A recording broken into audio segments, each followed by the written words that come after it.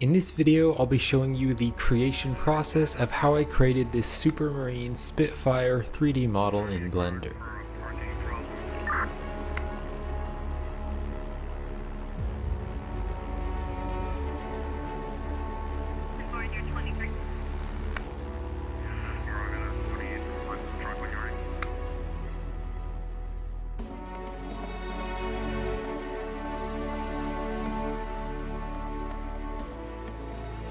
And this model is also fully rigged and texture baked, and I'm selling this model as a 3D asset. So if you'd like to purchase the fully rigged texture baked asset, you can find the product links in the description. You can also check out all the final renders on my ArtStation profile, and I'll also have a link in the description to the product trailer video. And if you purchase the product files will come in two versions. One version is the original model without the texture baking, so you can actually go into the materials and kind of see how I created the materials if you want to use that kind of a study material. And then the other version is the finished texture baked model, so you can use that for, making 3D animations or adding to your artworks or whatever you want to use it for as a 3D asset.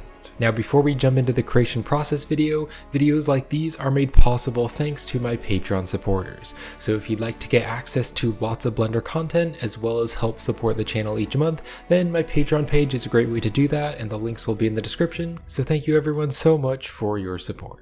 Now, I actually started working on this project like 5 years ago when I first started my YouTube channel. Some of you may have seen this artwork here that I posted on my ArtStation. You can see I posted it like 5 years ago, so this was like before I even started my YouTube channel. And I wanted to rig the model, but I was running into a lot of issues with the rigging since this was 5 years ago, so my skills definitely weren't as good as they are now. So I was running into some issues with the rigging and I got kind of frustrated, so I just decided to render out the images as the finished Spitfire model without it rigged, and then I just kind of threw this project in my old project files and didn't really touch it for a few years. But then just recently I stumbled upon it in my old project files and I thought it was a pretty cool model, but I definitely saw some ways that I can improve it, so I kind of wanted to remake the model. So I wanted to add some more details to it and do the rigging and texture bake it and just get it ready as a texture baked rigged model that I could sell online. Now, I think I got inspiration to create this for a few different reasons. One reason is that I just really love the look of the airplanes in World War II. I just really like how they look, especially the Supermarine Spitfire. It's just such a sleek aircraft and I love the colors and kind of the rustic look to it, and it's just such a cool airplane. But as well as that, I remember playing the Microsoft Combat Flight Simulator 2004 many years ago when I was a little kid. I would play it many times on my old family's home computer. This was like many years ago when I was a little kid. And in the Microsoft Combat Flight Simulator 2004, they had one of these cool Supermarine Spitfire models. And so I think that was kind of in the back of my brain for many years. I always thought that was a super cool airplane. And so then when I got into Blender, it was something that I wanted to create. So the first thing you should do when creating a big artwork is to collect lots of reference images. And PureRef is a really great program for collecting and sorting reference images. So once you open up PureRef, you can just drag and drop images from your file browser or the internet into the program, and then you can scale the images and you can rotate them and crop them to create kind of a nice inspiration board and a reference board. And then because I wanted to get the modeling very accurate, I also found some Supermarine Spitfire blueprints, and I don't remember exactly which blueprints I used, but I just found some blueprints online. And then what you can do in Blender is you can go to the add menu, and if you go down here to image, you can click on reference.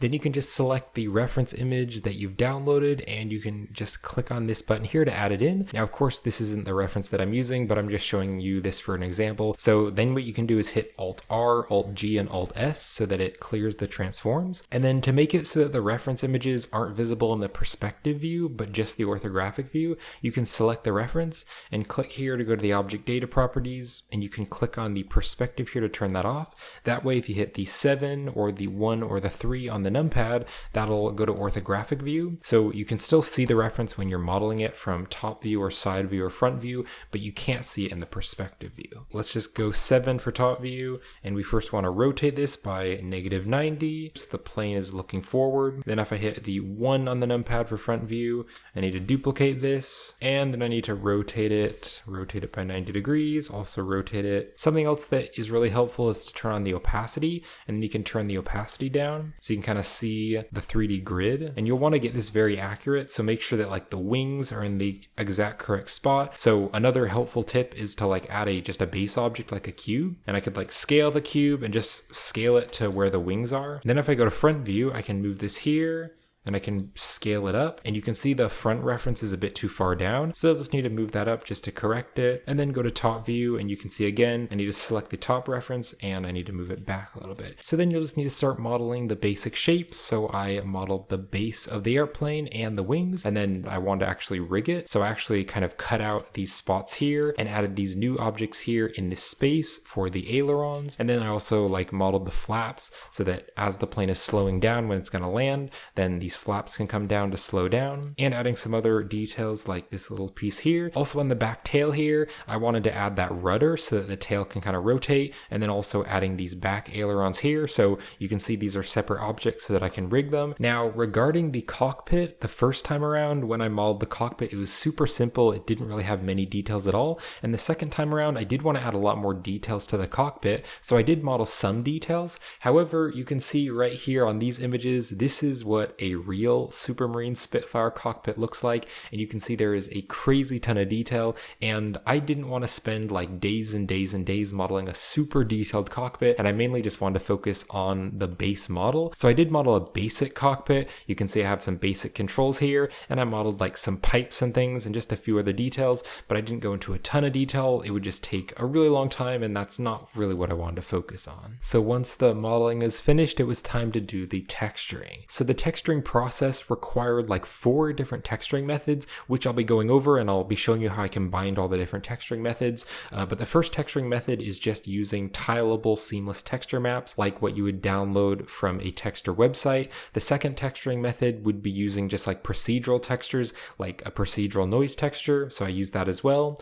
The third texturing process would be creating your own custom image textures, which I just stuck onto the model. And then the last texturing process is actually texture painting your own textures onto the model using Blender's texture painting mode. So I'll be showing you how I combined all the different texturing methods to create these cool materials for the object. So let's start with the engine exhaust objects. So for these ones, they were completely procedural, and it seemed like on the reference images that these kind of exhaust pipes were usually really old and dented, and they looked really rusty. So I added a noise texture and made it pretty detailed, and I put that through a color amp to make some different colors here, and then added a hue saturation value just to kind of edit the colors, and then put that into the principled shader with the metallic value.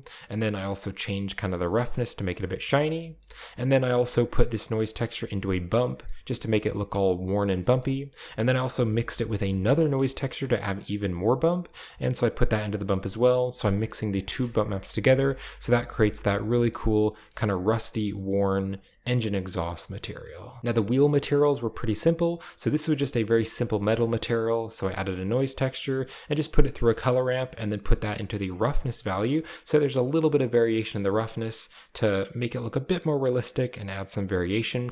And then I made a metallic value and just make it kind of like a gray color. And then for the rubber for the tires, that was pretty easy as well and pretty simple, so this was again procedural, so I added a noise texture and I put that through a bump just to give it a little bit of surface bump, and I also put it through a color ramp to change the colors, and that way I could put it into the roughness to make the rubber more rough or more shiny.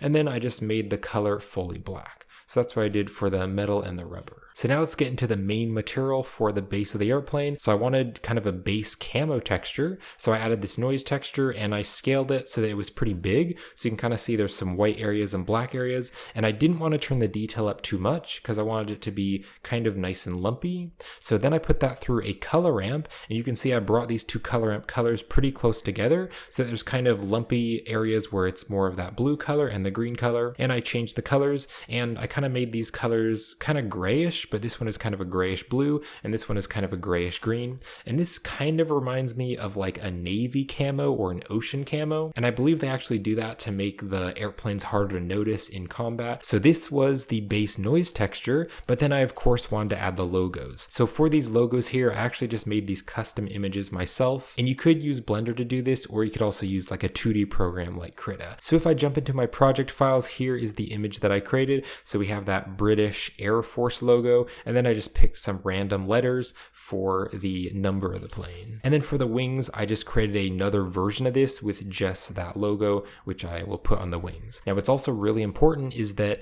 this image here is a PNG image file, and so you can see it has the checkered there, and that is the alpha transparency. Because what I wanted to do is put this logo on top of the camo texture, which I already created using the noise texture, so it is important that this image has alpha transparency. So back in Blender, if I wanted to mix together the camo with the logo, what you can do is add this mix node here. So add a mix node, and this color ramp here can go into color A, and then you can take this second logo here and you can put it into color B. Now there is a factor here on the mix, and the factor is going to blend between only using the camo or only using the image. But if you wanted to just add the image right on top of the logo, then you could use the alpha here as the mask. So you could take the alpha and you could put that into the factor, and then let me Control Shift and select the mix. So that's going to tell it what parts are going to have the logo and then what parts are going to have the camo.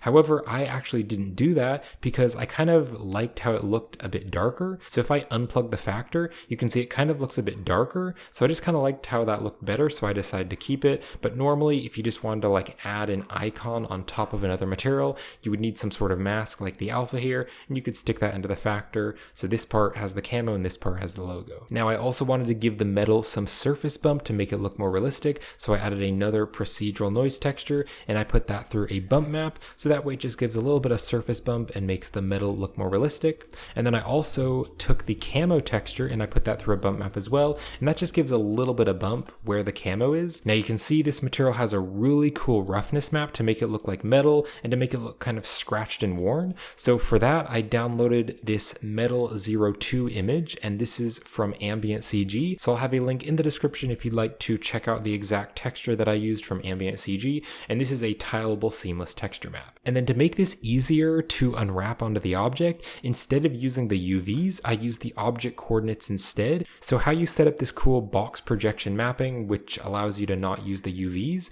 is you want to plug the object coordinates into the vector, and then the vector mapping here, you can use these scale values to change the size of the texture. So I actually scaled them up to like a 2.5, so the texture was a little bit smaller. And then the mapping vector goes into the vector of the image texture here. So this is the roughness map. Now for this roughness map, you can see it's all stretched because it's using the object coordinates. So you can take the flat here and you can change it to box instead on the projection.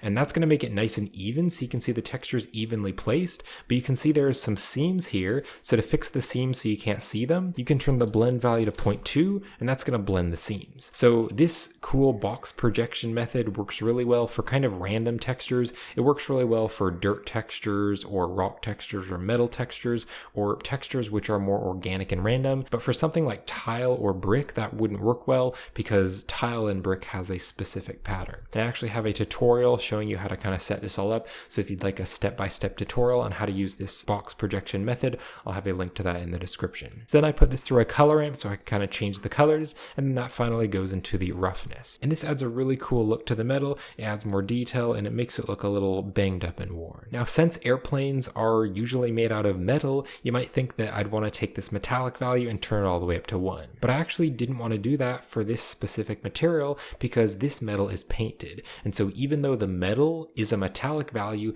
the paint isn't made out of metal. Now the last part of the texturing was creating all the different metal plates and the bolts on the objects. So for this, I actually hand painted a texture map onto the models using Blender's texture painting mode. So to do this, you'll want to add an image texture and you want to create a new image texture. I use a width and height of 4096 by 4096. That is the resolution for a 4K texture. And for the color, I actually made it fully black, and that way we can paint white, and wherever it's white, that is where it's going to be bumpy, but then the color black here will just be smooth. And then because we're painting a bump map, to make it a bit higher quality, you can turn on the 32-bit float, and that will make the image higher quality. So if you add a bump map, let me just stick a bump map right here, and I'll just duplicate this principled shader just to show you. So then what you would do is you would take this image that you've painted and you would put the color into the height value. So the black and white data is converted to bump data, and then the bump normal would go into the normal here. Now before you actually start texture painting the bump map, you need to make sure that you UV unwrap the object. Now you can see if I go into edit mode of this object here, you can see the mirror modifier has been applied, and I applied the mirror modifier so that I could make sure that the logo wasn't mirrored to the other side, because I want the lettering to read in the correct angle, which I'll be talking about later in this video. But when I texture painted the metal details and the plating and the bolts, the mirror modifier hadn't been applied, and that way I could texture paint on one side and it would copy over it to the other side. Now there is a problem that you can run into when you are creating this setup, and that is that you'd want to have a different UV map for the texture painting,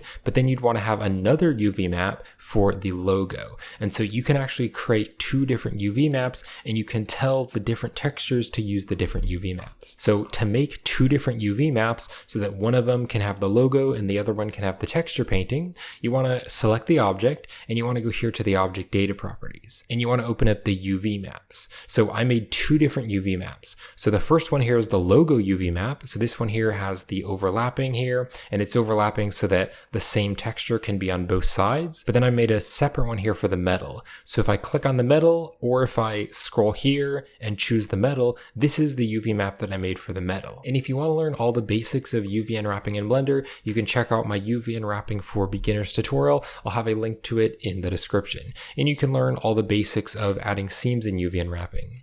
So you can see all the red spots here are where I added seams. So I added seams around the cockpit and some seams down here and some seams on the front and down here on these details. So then once you've added all the seams, you can hit the U button and then you can click on unwrap. And after you unwrap this, you want to make sure that none of the islands are overlapping, because you're going to be texture painting this. So if you click right here on the unwrap settings right after you unwrap this, you can drag this island margin here, and if you turn the island margin up, there's going to be more space in between the islands. So then if I click back here to go to the shading workspace, if you want to tell the different image textures to use the different UV maps that you've made, you can go to the add menu and you can add the UV map node. And then on the UV map node settings, you can choose which one you want to use. So I wouldn't want to use the metal one because that would mess it up. I would want to use the logo one here for the logo. But then if I go right down here to the main body bump map, and so for this one I added another UV map node, and for this one I chose the metal one. This way I can UV unwrap this so that there's no overlap and I can texture paint it. But then this one over here is using a different UV map just for the logo. So once you've UV unwrapped the image and you've plugged the bump map into the bump here, then you can jump over to the texture painting workspace. So what I can do is click here on the color here, and I can make it fully white because that's the opposite of black. Now to make it so that it paints lines, you can click here on the stroke settings, and on the stroke method here you can change this to line, and then the spacing, I believe the default spacing is just like a 10. So now you can click and drag and then let go, and you can see it's going to add a line there. Right now it just looks like black with white, but because we plugged this into the bump map, if I hold down the Z button and move my mouse down into the material preview, you can see the white and black values are going into the bump map, so they're actually going to control the bump. You can kind of see the pixels there. So to make this look a little bit better, you could make the image texture bigger or try to make the UV islands bigger so it's using more of the texture space. But what you could also do is go here to the shading. You can click on the linear here on the bump map and you can change it to cubic instead, and that's going to make it quite a bit smoother. So you can see already that bump map looks quite a bit nicer. So now you can just texture paint all the details. So you can just click if you want to add a single dot there, if you want to add those bolts, and then you can also click and drag to add lines. When you click and drag, you can hold down the Alt key, and that is going to lock it to these increments. So they're increments of 45-degree angles. So I could draw here, let go, click and drag, and then hold down the Alt key, let go there, click and drag, and then hold down the Alt key. And you can add these really cool details there for the plating and the bolts. And I also did the same thing for the wing object.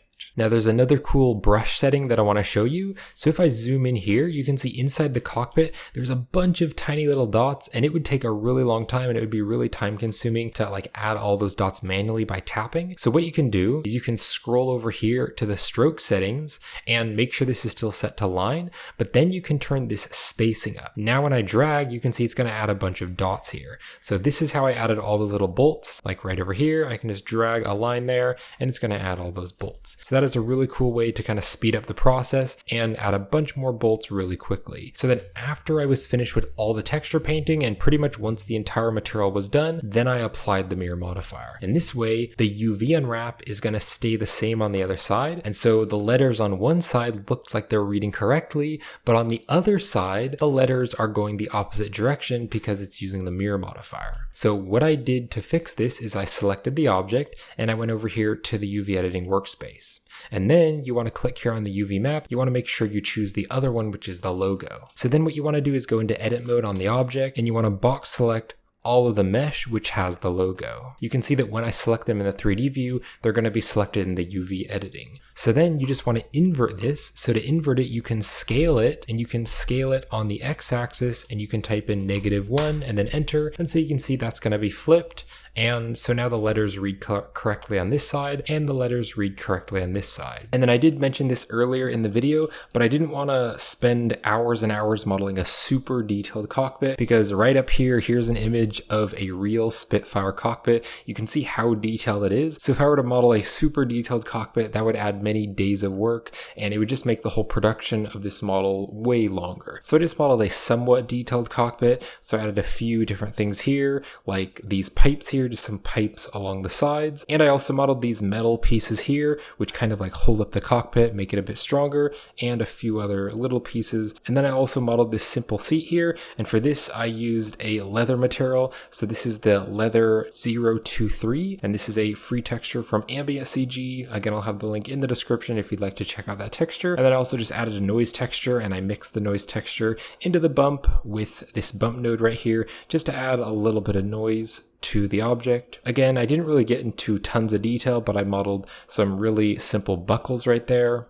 and that was it for the straps. And then I also modeled a simple yoke and then also some pedals to control the airplane. Now I wanted to add a good amount of details to the front panel to make it look more detailed, but I didn't want to spend many hours modeling a super high poly detailed cockpit. So what I did is I downloaded this free image from Pixabay and then I projected it onto the panel object. Then what I did is added some other objects like these cylinders here and also these cubes, and I added some bevels to them and just kind of placed them here along the object. And then I UV unwrapped these objects and I did the project from view. So if I press the L key to select this piece, I can zoom in here and I can press U and I can unwrap and I can project from view. Then if I go over here to the UV editing, I can go here to the images and I can select the cockpit. And I can select that part there that I UV unwrapped and I can just scale it down, stick it here. So then you can kind of scale this and just stick it right there onto the object. And so this method here, it's kind of a sloppy texturing method, but it works really well for these kind of models if you're not zoomed in super close. When you're pretty far away, it actually looks quite realistic. Now, if you're zooming in really close and rendering some nice high quality images of the actual cockpit panel, then it would look really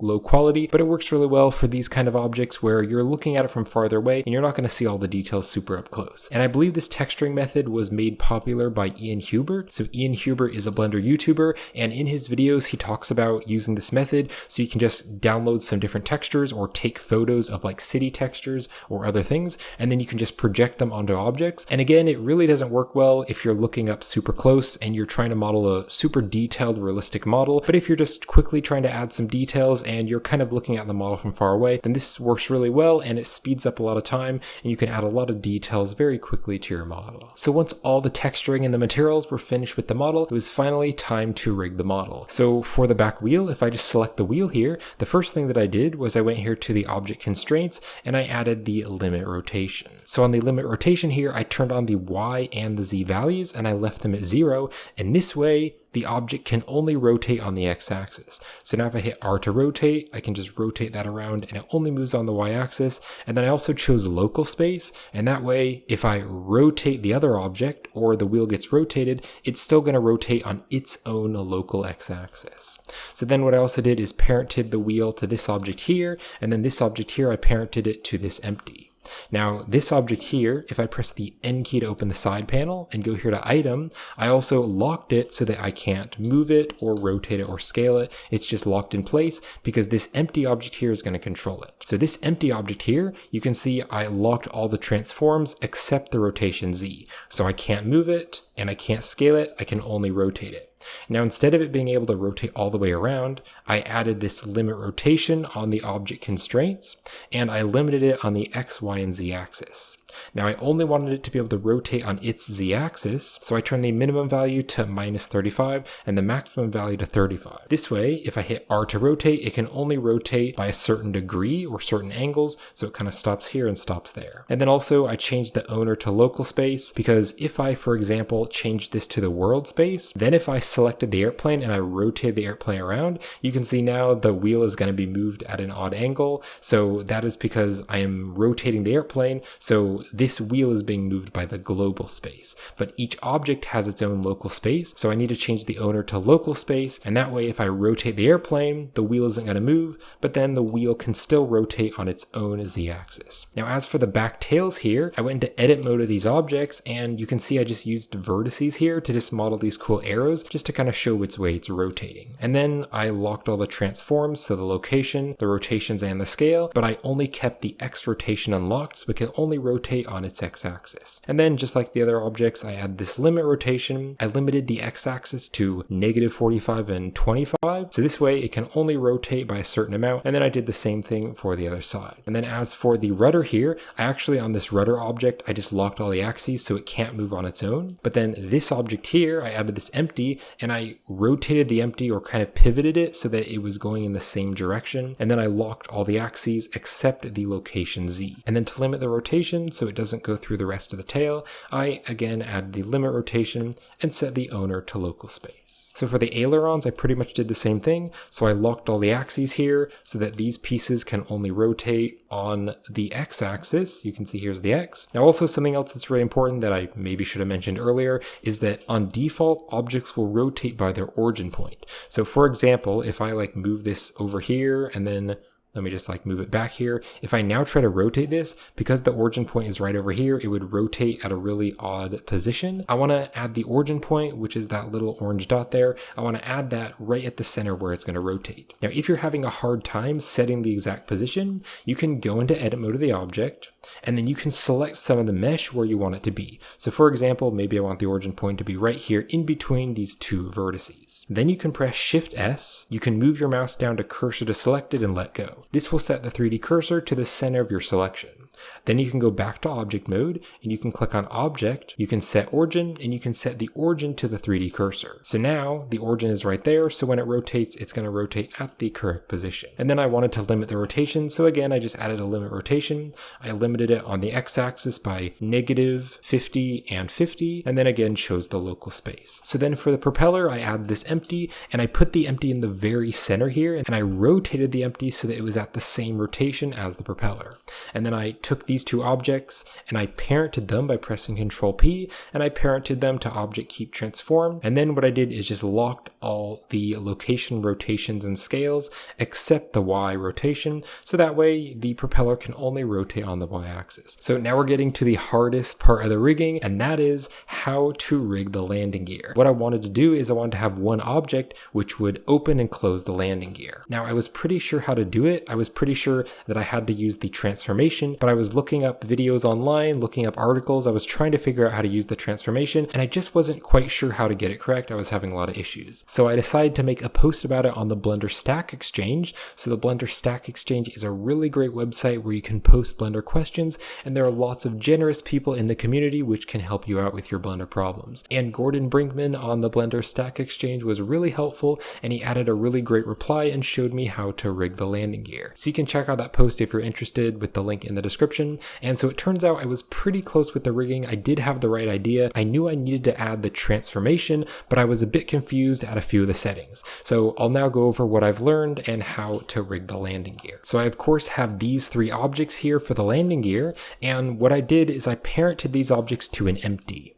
Now this empty is kind of at an odd angle here. You can kind of see it's rotated over to the side, kind of at an odd angle, and that is because I wanted the landing gear to be able to move up inside the wing just like like a real Spitfire does. But then when the landing gear comes down, the wheels need to be straight so that the airplane can actually land correctly. But the complex thing about the Spitfire landing gear is that the landing gear kind of rotates sideways at a weird angle. So it doesn't just rotate by 90 degrees, it kind of rotates back. You can see the landing gear kind of rotates back into the wings. So where the landing gear rotates is closer up, and then it's farther back into the wings. So this made it a bit complex. So that's why I added this empty, and I rotated the empty so that I could rotate the empty on its local y-axis. You can see that's the local y-axis, and I wanted this arrow object to control the landing gear. So I first started by selecting the empty, and I locked all the locations because I didn't want the empties to move on their own. Then on the empty objects, I added the transform constraint, and then the target is what's going to control the source object.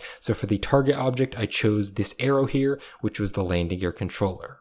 And then here on the target and owner, I needed to change these to local space. So again, when the entire airplane moves, the landing gear isn't affected by that movement. The map from is going to be what is the target object going to do, which is going to affect the other object. So I wanted this object to move up and down. So here on the map from, I chose location, and I chose the Z value of negative 0.3 and then the maximum of 0. So that way that's going to be that movement of this object. So on the map 2, I chose rotation, and on the Y source axis, I chose this value, which is negative 94.4. And how I figured this out is by just turning up the value. And then once I moved the landing gear down, I selected the empty again, and I just rotated this around and kind of got it to the right value. So if I go to front view, you can see I can just rotate this and make sure that it is straight on the ground. Now, after setting this all up, there were still two things that were causing me issues, and I couldn't figure out why the transformation wasn't working. And so this is what Gordon Brinkman really helped me with. So what I needed to do is I needed to change the Y source axis to Z,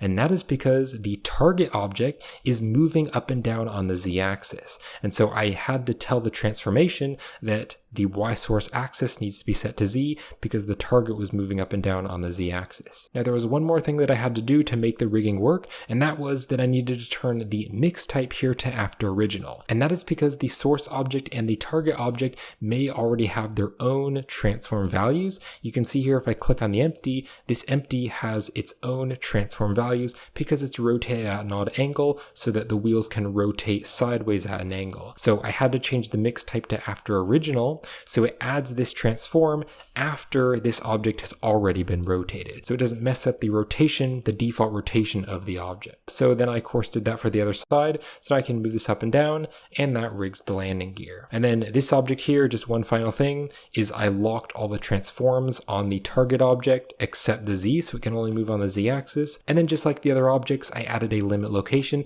so it can only move up and down by a certain amount. Now for the flaps on the back of the wings, I used the same exact setup as the landing gear, and that way I can select these arrow objects and move them up and down, and that will move the flaps up and down on the back of the wings. So to finish up the rigging, I just took all of these other smaller objects like the cockpit objects and all these objects here, and I just parented them all to the main object. That way when I move the main object, the other objects are going to move along with it. And then also here on the main object, I went into edit mode, and I just modeled this very simple kind of wireframe here so you can easily grab the main object. This won't actually show up in the render because faces are the only thing that actually render. Vertices and edges by themselves won't actually show up in the render. So you can kind of use this as a rig controller without it being in the final render. Now there's one more really important thing that I had to do for the rigging, and that was to lock any other objects. So if I select an object, press the N key to open up the side panel, on the location, rotation, and scale, I locked any of these other small objects. Because if these objects are not locked, then some of the objects might have a location or a rotation or a scale. When I move the object, when I rotate it and I move the rig around, let's say I move the landing gear, then when I want to move the object back to its default pose, I just want to be able to select everything, and I want to press Alt R to clear the rotations, Alt S to clear the scale, and Alt G to clear the movements. But if the objects are not locked in their current position, then you can see when you press Alt R, G, and S, the objects are going to move back to their default position, which may not be at the correct spot. So for all these random little objects here, I just had to lock unlock all the transforms. Now, if you have many objects at once, let me just like unlock 3 of these. You can select this object and then hold down the shift key and select these. With all of them selected, you can hold down the alt key and then click and drag and lock the transforms. Now, if I click on the other objects, you can see they've all been locked because I used the alt key, so it locked all the objects which were selected. So that's super helpful for a 3D asset like this that I'm selling, so that people using the product can always move it back to the default pose when they're doing an animation. So it was now time to do the texture baking, and I wanted to texture bake the models so that if someone purchased the model and they wanted to try to use it in a game engine or use it in another 3D software, or maybe use it in Blender Eevee, and it could be used without using the procedural textures in Blender if someone, mainly wanted to use it maybe in another 3D software. Now I have a pretty big tutorial playlist on my YouTube channel on how to do texture baking using Blender's default baking tools, but Blender's default baking tools is really quite a pain to use. There's some different settings you need to change. If you have a metallic value, you have to like change the value, because if you try to bake it with the metallic value turned on, then the objects look really black. So that's an issue. You also have to change the different types here every time you're baking. So every time you're baking each individual map, you have to change it and then tell it to bake. And then you have to manually save each image. You have to go and do that for all the different objects that you want to bake the maps. And then once you're done with that, you have to delete the materials, add a new material, and then manually plug up all the textures. And it's quite a headache. It's really a big pain, and it would take so long. So this is why I used a really great Blender add-on called Oven. So Oven is a super great Blender add-on for easy, fast texture baking. So I will have a link in the description if you want to check out this amazing Blender add-on called Oven. And I do have an affiliate link to this add-on. So if you do purchase the add-on through my link, then I'll earn a small commission. So that's a great way to help support this channel. But I only recommend content to my audience which I really stand behind. And this is an amazing Blender add-on. It really speeded up the baking process, and it made texture baking so much easier. Now, I've actually reviewed 3 different baking add-ons on my YouTube channel, and those are Quick Baker, Auto Bake, and Oven. So if you want to check out those review videos and learn how to use those add-ons, then again, I'll have the links in the description, and you can also check out my texture baking tutorial playlist. And if you want to purchase a baking add-on to speed up the texture baking process, you can watch those videos and see which one you like best, and then you can purchase whichever one you're interested in and whichever one works best for what you're doing. And again, I do have affiliate links to all those add-ons, so the links will be in the description. But for this model, I use the Oven add-on. Basically what you do is you need to make sure the objects are UV unwrapped, of course. So then what you need to do is just click on the object and then click on add here to add in the object. Then you can just go here to PBR maps and you can just choose the maps. So I use diffuse, metallic, and roughness and normal. Now here on the UV maps, you can use the active UV map of the object, but you can actually tell the add-on to automatically create a new UV map. And I actually use this setting because remember how I talked about how I had different UV maps? I had a UV map for the logo on the airplane, and then I had another UV map for all the bolts and the texture painting. So I would have to make another UV map and then tell Blender to bake to the other UV map. But using this add-on, you can just click on create new. I can just make a name here, and then you can just tell it to do the smart UV project on the current object. And also you should probably turn up the island margin to maybe a 0.003, so there's a bit of space in between the islands. And so this way the add-on will automatically create a separate UV map just for the baking. It'll automatically UV unwrap it using the smart UV project, and it will bake out all the textures. And then you can go down here to the export settings. You can choose a folder where the add-on will automatically save all the texture maps. You can choose the extension here,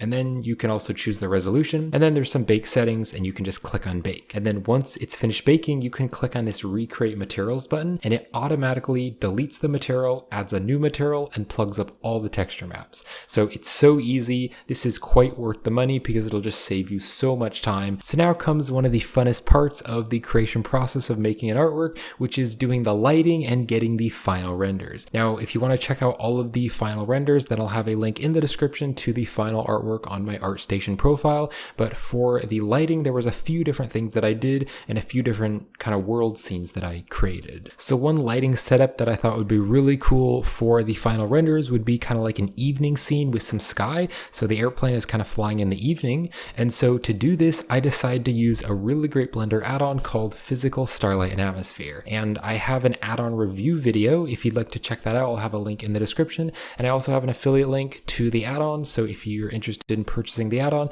you can purchase it through my affiliate link. And if you do purchase it through my affiliate link, I'll earn a small commission. So that's a great way to help support this channel. panel. So once you set up and install the physical Starlight and Atmosphere add-on, you can enable it and it's going to give you this sunlight. Now if you rotate the sunlight around, that is actually going to change what the lighting looks like. And so you can see there's basically the sun here in the world, and so I can make this like an evening scene if I want to. Double tapping the R key is a great way to kind of move this around. So now you can see we get this really cool lighting. So this add-on is absolutely amazing for sky lighting. You can even create animations and like animate the sunlight, but you can just see how cool the model looks now. You can also hit the N key to open up the side panel. There's tons of different settings, so you can turn up like the intensity of the light, so I can make this like a bit brighter if I want to. And there's also the binary sun. I don't really want that though, but the binary sun would be really cool for making like an alien planet or something like Tatooine. I'm going to turn that off so there's just one sun. There's so many different settings here. You can change the cloud settings. You can also choose no clouds if you just don't want any